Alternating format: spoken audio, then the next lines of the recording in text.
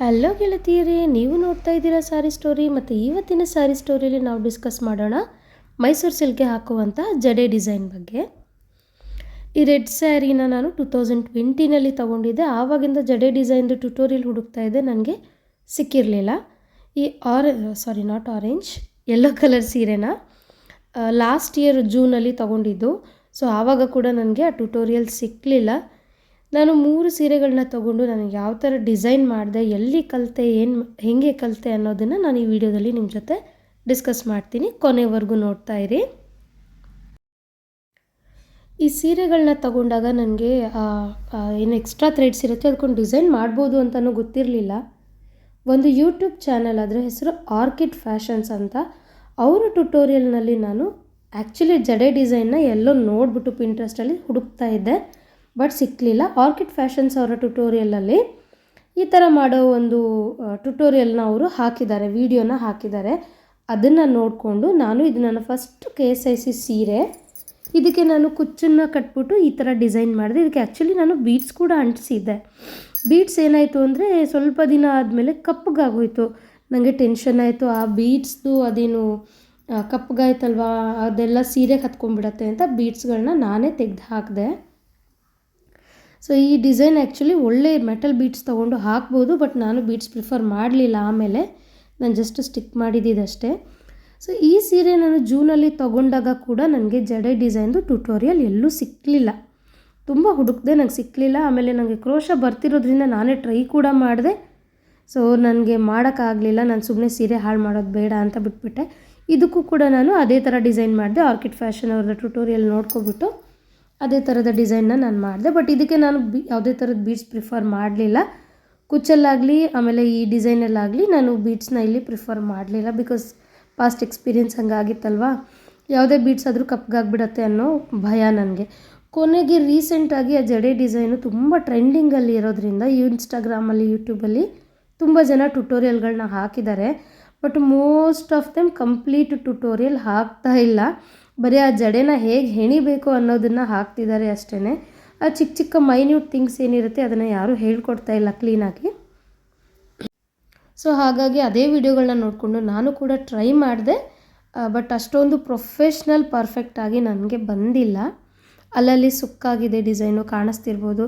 So ಅದು ಎಲ್ಲೋ ಒಂದು ಚಿಕ್ಕ ಚಿಕ್ಕ ಮೈನ್ಯೂಟ್ ಥಿಂಗ್ಸ್ ಇರುತ್ತೆ, ನಾವು ಕೇರ್ ತೊಗೋಬೇಕಾಗಿರೋದು. ಸೊ ಒಂದು 2-3 ಸೀರೆಗೆ ಹಾಕಿದ್ರೆ ಪರ್ಫೆಕ್ಟ್ ಆಗುತ್ತೆ ಏನೋ ಅಂತ ಅನಿಸುತ್ತೆ. ಬಟ್ ಓಕೆ, ನನ್ನ ಸೀರೆನೇ ಆಗಿರೋದ್ರಿಂದ so that's perfectly fine. But ನಾನು ಇಲ್ಲಿ ಒಂದು ಮಿಸ್ಟೇಕ್ ಮಾಡಿಬಿಟ್ಟಿದ್ದೀನಿ.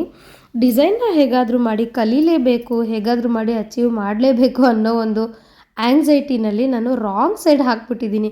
ಇದು ಆ್ಯಕ್ಚುಲಿ KSIC ಸೀರೆಗೆ 2 ಸೈಡೂ ಆ ಥರ ಎಕ್ಸ್ಟ್ರಾ ಥ್ರೆಡ್ಸ್ ಇರುತ್ತೆ. ಒಳಗಡೆ ನಾವೇನು ಸೀರೆ ಸ್ಟಾರ್ಟ್ ಮಾಡ್ತೀವಿ ಅಲ್ಲೂ ಇರುತ್ತೆ, ಮತ್ತು ಪಲ್ಲು ಎಡ್ಜ್ಗೂ ಇರುತ್ತೆ. ನಾನೇನು ಮಾಡಿದ್ದೀನಿ, ಅದನ್ನ ಒಳಗಡೆ ಏನು ಸ್ಟಾರ್ಟ್ ಆಗುತ್ತೆ ಅಲ್ಲಿಗೆ ಹಾಕ್ಬಿಟ್ಟಿದ್ದೀನಿ. ನೋಡಿ, ಪಲ್ಲು ಇಲ್ಲಿದೆ. ನಾನು ಆಮೇಲೆ ಎಲ್ಲ ಡಿಸೈನ್ ಕಂಪ್ಲೀಟ್ ಮಾಡಿ ಸ್ಯಾರಿ ಫೋಲ್ಡ್ ಮಾಡಿ ಇಡೋವಾಗಲೇ ನಾನು ನೋಡಿದ್ದು, ಆವಾಗ ನಾನು ತಪ್ಪು ಮಾಡಿದ್ದೀನಿ ಅನ್ನೋದನ್ನು. ಸೊ ಈ ಥರ ತಪ್ಪನ್ನು ನೀವು ಮಾಡಬೇಡಿ. ಡಿಸೈನ್ನ ಸ್ಟಾರ್ಟ್ ಮಾಡೋಕ್ಕೆ ಮುಂಚೆನೇ ನೀವು ಪಲ್ಲು ಸೈಡ್ ಮಾಡ್ತಿದ್ರಾ ಅಥವಾ ಸ್ಟಾರ್ಟಿಂಗಲ್ಲಿ ಮಾಡ್ತಿದ್ದೀರಾ ನೋಡಿಕೊಂಡು ಡಿಸೈನ್ನ ಸ್ಟಾರ್ಟ್ ಮಾಡಿ. ಇದು ನನ್ನ ಪರ್ಸ್ನಲ್ ಅಡ್ವೈಸ್ ನಿಮಗೆ. ಸೊ ಹಾಗೋ ಹೀಗೋ ನಾನು ಡಿಸೈನ್ನ ಮಾಡಿದೆ. ಬಟ್ ನನಗೊಂದು ಫೇರ್ ಐಡಿಯಾ ಬಂತು ಹೇಗೆ ಮಾಡಬೇಕು ಅಂತ. ಆದರೂ ಅದು ಅಲ್ಲಲ್ಲಿ ಒಂದೊಂದು ಎಳೆ ಮಿಸ್ ಆಗಿರೋದ್ರಿಂದ ಡಿಸೈನು ಸ್ವಲ್ಪ ಸುಕ್ಕಾಯಿತು. ಸೊ ಅದು ಡಿಸೈನ್ನ ಹಾಕಿದ ಮೇಲೆ ನನಗೆ ಫ್ಲ್ಯಾಶ್ ಆಯಿತು. ಈ ಥ್ರೆಡ್ಸ್ ಏನಿರುತ್ತಲ್ವ, ಇದಕ್ಕೆ ಎಕ್ಸ್ಟ್ರಾ ಥ್ರೆಡ್ಸ್ ಇರುತ್ತಲ್ವ, ಹಾರಿಜಾಂಟಲ್ಲೂ ಥ್ರೆಡ್ಸ್ ಇರುತ್ತೆ ಮತ್ತು ವರ್ಟಿಕಲಿನೂ ಥ್ರೆಡ್ಸ್ ಇರುತ್ತೆ. ಸೊ ನಾವೇನು ಮಾಡಬೇಕು ಅಂದರೆ, ನಾವೇನೋ ಆ ಜಡೆನ ಹೆಣಿತೀವಿ, ಆ ಥ್ರೆಡ್ಸ್ಗಳನ್ನ ಬಿಟ್ಟು ಅದ್ರ ಆಪೋಸಿಟಾಗಿ ಏನಿರುತ್ತೆ ಆ ಥ್ರೆಡ್ಗಳನ್ನ ನಾವು ನೀಟಾಗಿ ಕಟ್ ಮಾಡ್ಕೋಬೇಕು. ಅದು ತುಂಬ ಕೇರ್ಫುಲ್ಲಾಗಿ ನಾವು ಮಾಡ್ಕೋಬೇಕಾಗತ್ತೆ.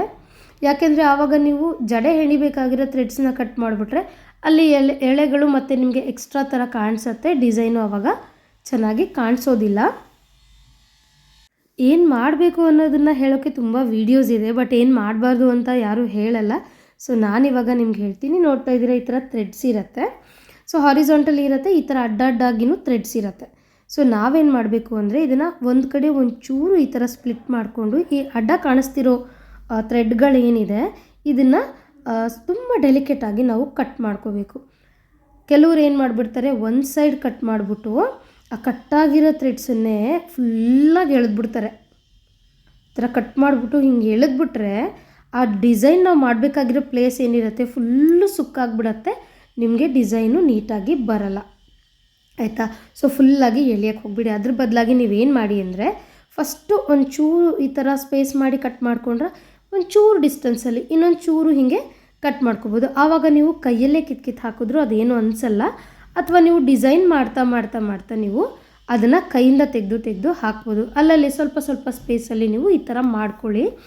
ಸೊ ಬಿಫೋರ್ ಸ್ಟಾರ್ಟಿಂಗ್ ನೀವು ಎಂಟೈರ್ ಸೀರೆಗೆ ಇದನ್ನು ಮಾಡಿ ರೆಡಿ ಮಾಡಿ ಇಟ್ಕೋಬೇಕು, ಇಲ್ಲ ಅಂದರೆ ನಿಮಗೆ ಡಿಸೈನು ಪರ್ಫೆಕ್ಟಾಗಿ ಬರಲ್ಲ.